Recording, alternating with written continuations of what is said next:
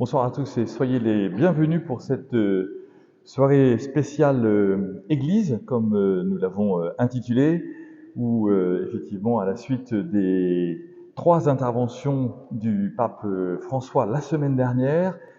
sa réponse aux cardinaux, la proclamation de son exhortation apostolique Laudate Deum et le début du synode sur la synodalité, il m'a paru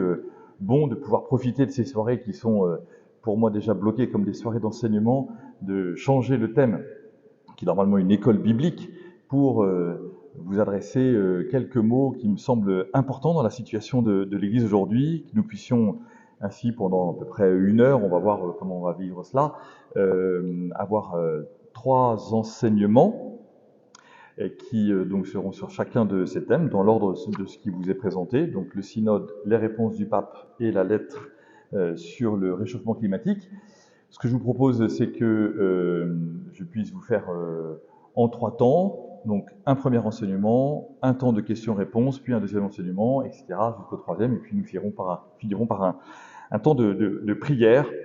avec notamment la prière de l'Église, qui est la prière des complis, si vous n'avez pas de feuilles, parce que je n'ai pas fait assez de tirage ce soir, vous pourrez néanmoins le retrouver sur l'application AELF, ou bien sur même l'application 14 Je prie,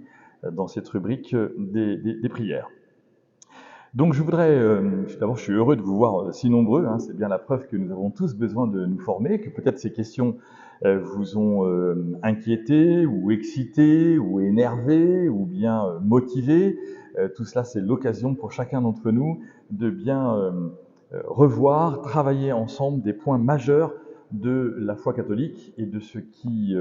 doit être dit et de ce qui ne doit pas être dit, ou en tout cas de ce qui doit être peut-être corrigé ou revu ou révisé par rapport à la théologie catholique, par rapport à la pastorale de l'Église catholique dans le monde de notre temps. Premier point donc, le point sur le synode qui pour ce synode-là s'appelle le synode sur la synodalité. Petit rappel,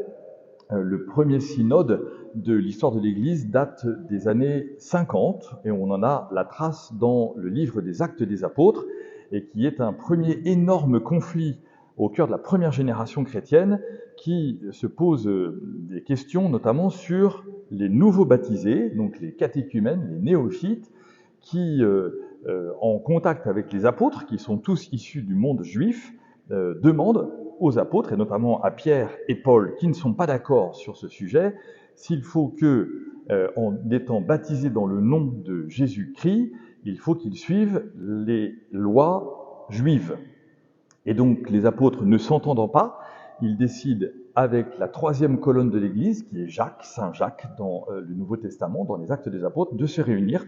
autour donc des années 50 et de réfléchir et de prier l'Esprit Saint ensemble. Donc la question du synode n'est absolument pas une question nouvelle, c'est même une question très très ancienne, et au long des siècles, ces synodes, synodos, qui veut dire en grec nous marchons sur le même chemin, syn c'est ensemble, odos c'est le chemin, nous marchons sur le même chemin, nous voulons suivre le Christ Jésus mort et ressuscité pour chacun d'entre nous, eh bien l'Église, au long des siècles, depuis 20 siècles, a régulièrement eu un certain nombre de synodes que progressivement, pour les synodes majeurs, qu'on a décidé d'appeler des conciles. Ces conciles sont des conciles œcuméniques pour la plupart d'entre eux, et ce qui est important pour la vie de l'Église, c'est de savoir que jusqu'au grand schisme donc entre l'Occident et l'Orient, ce qui va donner plus ou moins naissance, c'est très raccourci, entre les orthodoxes et les catholiques. Nous avons donc en gros 1000 ans de concile œcuménique qui est commun avec les orthodoxes et les catholiques, et puis ensuite donc, nous avons appelé ces conciles œcuméniques, le dernier étant le concile Vatican II de 1965. En 1965, le pape Paul VI, se rendant bien compte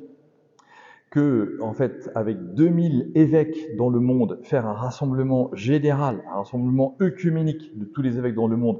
il va devenir parfois difficile de pouvoir aborder des questions majeures de la vie de l'Église, décide de créer un nouveau dicaster, un nouveau ministère au sein de sa curie, qu'on va donc appeler le dicaster pour les synodes. Et donc, depuis 1970, il y a donc plusieurs dizaines de synodes qui ont été des occasions de rassemblement d'évêques, d'experts, d'observateurs chrétiens ou non chrétiens à l'intérieur de ces assemblées qui ont pour la plupart eu lieu à Rome, sauf quelques-uns, notamment ceux qui étaient des synodes nationaux, qui avaient été donc décidés par les papes successifs. Il y a eu un synode sur le Liban, un synode sur l'Église aux Pays-Bas, il y a en ce moment un synode sur l'Église d'Allemagne, dont vous avez peut-être entendu parler, où les premiers résultats ont été particulièrement troublants, puisque le pape lui-même a refusé de recevoir une deuxième fois les évêques d'Allemagne à Rome, en disant aux évêques d'Allemagne qu'il y avait déjà une église protestante en Allemagne et qu'elle était très bien, qu'il n'y avait pas besoin d'en avoir une deuxième, donc c'était une marque de sévérité majeure. Et puis, il y a un certain nombre de synodes qui ont eu lieu, notamment sur le ministère épiscopal au IIIe millénaire, sur la place des laïcs dans l'Église, sur le célibat sacerdotal, sur la place des femmes dans l'Église, etc. Donc, sur la catéchèse. Tout cela montre qu'il n'y a pas de nouveauté chez le pape François et que c'est bien dans la logique du Concile œcuménique Vatican II que l'on a décidé qu'il devrait y avoir donc un nouveau synode, donc celui sur la synodalité qui a donc commencé il y a un peu plus de 2 ans et qui va donc continuer jusqu'en 2024, puisqu'il y aura donc 2 assemblées après l'Assemblée continentale qui a eu lieu l'année dernière et une assemblée diocésaine dans tous les diocèses du monde qui a eu lieu il y a maintenant un peu plus de 2 ans, avec donc des consultations mondiales qui ont eu comme effet de faire une espèce de cahier de doléances dont, bien évidemment, le monde médiatique s'est d'abord fait l'écho plutôt que de dire ce qui allait véritablement se passer. Donc, ce qui est important de comprendre ce soir dans ce premier thème, c'est que le synode est par essence dirigé par le Saint-Père. C'est donc lui qui convoque ce synode, c'est lui qui décide des thèmes, et ce synode sur la synodalité est pour lui l'occasion d'une réflexion fondamentale, aidée par le Saint-Esprit, par le rassemblement de ces évêques, de ces experts en différentes matières théologiques, bibliques, canoniques, et puis par des hommes et des femmes de tous les continents, de pouvoir réfléchir ensemble sur une modalité de la vie de l'Église. Et donc, quand je dis une, ça veut dire que ça n'est pas la totalité. Et notamment parce que, vous le savez, le pontife romain est un monarque absolu de droit divin, et que, du coup, dans la mission qui lui a été donnée, le pape sait très bien qu'un synode sur la synodalité qui dirait que désormais tout devrait se vivre de manière synodale, ça n'est pas possible. Ça n'est pas dans la structure de l'Église telle que le Christ l'a voulu, en choisissant 12 hommes qu'on appelle des apôtres et dont les successeurs sont les évêques. Donc, ce que le pape a bien rappelé mercredi dernier, vous savez que j'ai eu cette grâce d'être sur la place Saint-Pierre mercredi dernier, exactement il y a une semaine, pour l'ouverture de ce synode sur la synodalité, où le pape, 2 fois dans son homélie, les homélies du pape sont très courtes, à la différence de beaucoup de curés, et donc le fait qu'en un temps très court, il rappelle, ou il enseigne que ça n'est pas une réunion parlementaire, 2 fois de suite dans la même homélie, le pape dit que ça n'est pas une réunion parlementaire, que ce n'est pas un rassemblement politique, que nous ne sommes pas dans un plan de réforme, que nous ne sommes pas dans un parlement polarisé. Ces expressions sont extrêmement fortes et elles sont pour lui l'occasion de rappeler que nous avons effectivement un chemin unique qui est celui de suivre le Christ mort et ressuscité pour chacun d'entre nous, pour l'humanité entière, et que, eh bien, il est normal, dans les temps de l'Église et dans le temps dans lequel nous sommes aujourd'hui, que l'on puisse réfléchir ensemble sur une modalité, de vivre les responsabilités dans l'Église. Nous le voyons bien, notamment autour des tensions sur lesquelles on reviendra avec les réponses du pape aux doutes, aux dubia des cardinaux, qu'il y a la question majeure, qui n'est pas du tout nouvelle, qui est la place de l'homme et de la femme dans l'Église, la place la responsabilité des hommes et des femmes dans l'Église, et à l'intérieur de ces responsabilités, de savoir quelle est la différence entre le sacerdoce ministériel et le sacerdoce qui est celui qui est fondé sur notre baptême à tous. Donc, l'enjeu véritablement de ce synode, qui va donc se déployer pendant un mois jusqu'à la fin du mois d'octobre, c'est de permettre qu'à un niveau mondial, donc avec à peu près 300 évêques du monde entier et puis environ 200 experts laïcs, hommes et femmes, je le répète, à Rome, que l'on puisse comprendre ce qu'est l'Église, réfléchir toujours à frais nouveaux sur ce qu'est l'Église, ce que l'Église nous enseigne et ce qu'elle veut dire et comment elle veut le dire et par quel niveau d'autorité. Nous ne sommes donc pas du tout dans un échappatoire idéologique, nous ne sommes pas du tout dans un temps de réflexion qui dirait que désormais l'Église deviendrait une démocratie. L'Église n'est pas une démocratie, l'Église est un système hiérarchique qui est fondé sur le baptême et sur la mort et la résurrection du Christ proclamé par les apôtres. Et donc, la question n'est pas d'envisager des solutions faciles, ordonnons des femmes, prêtres, diacres, mettons un homme et une femme, dont un prêtre en tête ou en charge d'un diocèse ou d'un continent ou d'une paroisse ou d'un groupe de quelques responsabilités que ce soit dans l'Église. Nous ne sommes pas, dit le pape, et nous le rappelle la Sainte Église en permanence, selon l'agenda du monde. Nous ne sommes pas selon l'agenda du monde. Or, ce que nous voyons bien, et ce que peut-être vous avez entendu dans les médias ou peut-être lu même dans des réseaux catholiques, eh bien, il y a une grande tension aujourd'hui qui est que nous ne voulons pas être dirigés par ce monde médiatique. Parce que la seule direction qui nous rassemble, c'est la croix du Christ. Et la croix du Christ veut dire que plantée dans chacune de nos vies, nous essayons jour après jour de faire la volonté du Seigneur en sachant que cette croix vient se planter dans nos failles, dans nos blessures, dans nos difficultés, dans nos doutes, et que fort de la croix de Jésus, nous savons que sa résurrection permet d'illuminer chacune de nos failles en acceptant que la croix de Jésus vienne nous sauver au cœur de nos existences. L'enjeu donc de ce synode sur la synodalité est donc bien de permettre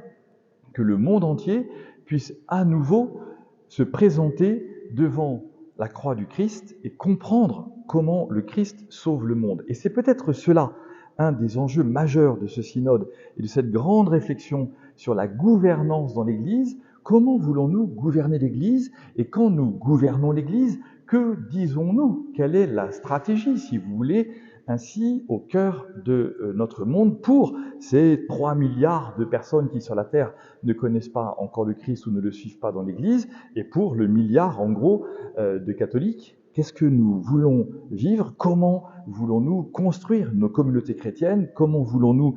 avancer ensemble dans la reconnaissance que chacun, en vertu de son baptême, a des charismes, des talents, qu'il est appelé en fonction de son temps, de sa disponibilité, de l'appel qu'il peut aussi recevoir à les mettre au service de l'Église pour l'annonce du Christ mort et ressuscité. Si nous sortons de cette logique, nous allons faire de l'idéologie. Si nous maintenons cette logique, nous allons faire de la théologie. Et tout l'enjeu, c'est bien, nous le voyons, au cœur du monde, de permettre à nos amis, à nos contemporains, et peut-être à certains d'entre nous, de comprendre, dans ma vie chrétienne, la croix du Christ est-elle plantée? Où et comment la croix du Christ est-elle plantée? La semaine dernière, toujours, dans ce temps de rencontre à Rome, je suis allé écouter un des nouveaux cardinaux, qui s'appelle Agostino Marchetto, et qui est un des spécialistes mondiaux du Concile Vatican II. Il a été créé cardinal par le pape François il y a exactement 10 jours. Et le nouveau cardinal rappelait au centre Saint-Louis des Français, devant tous les jeunes professionnels et les catholiques qui voulaient participer à cette conférence, que pendant le Concile Vatican II, il y avait eu un document qui avait été écrit par les évêques de France et qui était le document préparatoire à la relation de l'Église au monde. Et que ce document, pour beau qu'il était, avait été corrigé par un homme qui, dans une assemblée justement du Concile Vatican II, avait pris la parole en disant « Il manque quelque chose à ce très beau document qui n'est pas assez présenté. Et il manque, disait ce personnage, la croix glorieuse. Je voudrais donc proposer, dit ce personnage, que nous puissions réviser ce document magnifique, qui est un document préparatoire, pour que nous puissions mieux planter la croix du Christ au cœur de notre réflexion. Cet homme, c'est Karol Wojtyla, jeune évêque auxiliaire de Cracovie, qui arrive donc parce qu'il a été nommé évêque pendant le Concile Vatican II, donc il n'a pas participé au début du Concile, il arrive à la deuxième session du Concile, et d'emblée, lui, comme philosophe, comme professeur de philosophie, il dit « L'enjeu de notre monde aujourd'hui, pour les catholiques, c'est comment présenter la croix glorieuse ». Et c'est ce qui va donner naissance à ce texte que vous connaissez, je l'espère, presque par cœur, c'est la Constitution Gaudium et Spes. Les joies et les espérances du monde sont les joies et les espérances des chrétiens, les joies et les espérances, les souffrances, et les tristesses du monde sont les souffrances et les tristesses de l'Église. À partir de là, on va donc comprendre que la relation au monde est une relation pour pouvoir annoncer le Christ Jésus à partir des joies, des souffrances, des espérances et des tristesses de nos contemporains. Et tout l'enjeu de ce synode sur la synodalité, nous le voyons bien, est un enjeu d'évangélisation. Peut-être avez-vous lu que lundi matin, c'est-à-dire avant-hier, il y a un sondage qui est paru en Italie sur la foi chrétienne des Italiens de moins de 50 ans. Et vous avez aujourd'hui en Italie, donc un Italien sur 2 de moins de 50 ans qui dit qu'il ne croit pas en Dieu, et vous avez 2/3 des Italiens de moins de 25 ans qui disent qu'ils ne croient pas en Dieu. Moi, il y a 25 ans, quand j'étais à Rome, on disait « Ma Roma sarà sempre Roma perché c'è il Papa ». Rome sera toujours Rome parce qu'il y a le pape. Sous-entendu, l'Italie sera toujours catholique parce qu'il y a le pape qui habite à Rome. Eh bien, nous nous rendons bien compte que pape ou pas pape, eh bien, finalement, l'enjeu n'est pas là. L'enjeu est de dire comment présentons-nous à nos amis la croix du Christ mort et ressuscité. Donc, ce que nous comprenons, c'est que ce synode sur la synodalité est donc un synode sur la manière dont tous les groupes, toutes les paroisses, tous les diocèses, toutes les entités qui se réclament ou qui se déclarent comme étant catholiques vont pouvoir travailler ensemble sous l'autorité du pape, avec les évêques, avec les différents responsables de communautés, qui ne sont pas forcément des prêtres ou des évêques, mais qui peuvent être aussi des laïcs, pour porter la croix du Christ au monde. L'enjeu, effectivement, nous le voyons bien, c'est que, à cause de la diminution du nombre de catholiques, à cause de la diminution du nombre de prêtres, à cause de l'augmentation de la vente des églises en Europe, en France en particulier, etc., eh bien, nous pourrions être dans le risque de dire, eh bien, faisons comme le monde nous demande. Puisque le monde nous dit que lui, il a des solutions, eh bien, faisons comme le monde et obéissons au monde. Et tout l'enjeu du Saint-Père est de permettre, il l'a rappelé encore 2 fois cette semaine, depuis une semaine de l'ouverture du synode, tout l'enjeu, c'est effectivement que notre Église, dans ce synode sur la synodalité, soit une Église hospitalière et non pas une Église aux portes fermées. Le pape l'a rappelé à la fin de son homélie sur le synode, sortons de l'Église avec le Christ. C'est d'autant plus important d'entendre cette phrase que vous connaissez l'histoire de Saint Pierre à Rome, où Pierre, prisonnier à Rome, arrive à s'échapper de sa prison, Mamertine, à côté de la Via Sacra, au point zéro, au kilomètre zéro de la Via Sacra, quitte Rome, et là, il croise le Christ, qui va vers Rome. Et le Christ lui dit « Quo vadis » ? Où vas-tu ? Pierre ne sait pas répondre. Pierre dit à Jésus « Quo vadis ?» et Jésus répond « Je vais souffrir avec mes frères, mourir avec eux ». Donc vous voyez bien, l'enjeu c'est effectivement de dire est-ce qu'en sortant de l'Église pour aller à la rencontre de nos contemporains, c'est pour perdre la foi ou diluer notre foi, ou bien est-ce qu'au contraire, c'est d'aller à la rencontre de nos contemporains pour leur présenter la foi du Christ. Donc je vous invite vraiment à ne pas avoir peur de ce synode, à ne pas penser que dans un mois on va mettre un bazar monstre et que le pape et les évêques vont décider de choses qui iront dans tous les sens et surtout pas dans le sens qu'on comprend, parce que ça n'est pas la foi catholique, mais que nous puissions prier comme les évêques le font. J'ai eu la joie aussi de rencontrer Monseigneur Alexandre Joly, qui était l'ancien vicaire général du diocèse, qui est maintenant évêque de Troyes, vicaire général du diocèse de Rouen, et qui est maintenant évêque de Troyes, et qui m'a dit que les premiers jours de ce synode étaient véritablement des jours de grande prière, de très grande soumission à l'Esprit Saint, de très grande fraternité, et qu'il était bien clair de la part des évêques et des membres du synode qu'ils n'étaient pas appelés à être des révolutionnaires, mais à comprendre comment, au cœur de l'Église, à Rome, sous l'autorité du pape, on pourrait ainsi avancer pour trouver une manière renouvelée, c'est certain, de pouvoir annoncer le Christ à nos contemporains. Je m'arrête ici pour vous permettre de poser des questions, marquer vos objections, dire que vous n'êtes pas d'accord. La seule condition, pardon de vous le demander ainsi, parce que nous sommes nombreux ce soir, c'est que vous veniez au micro pour le dire ici, au pupitre qui est ici à votre gauche. Ça peut peut-être réduire la possibilité de parler, je le regrette pour vous, mais ça sera plus charitable que chacun puisse ainsi, mais nous sommes ensemble et fraternellement, parler les uns avec les autres. N'ayez pas peur.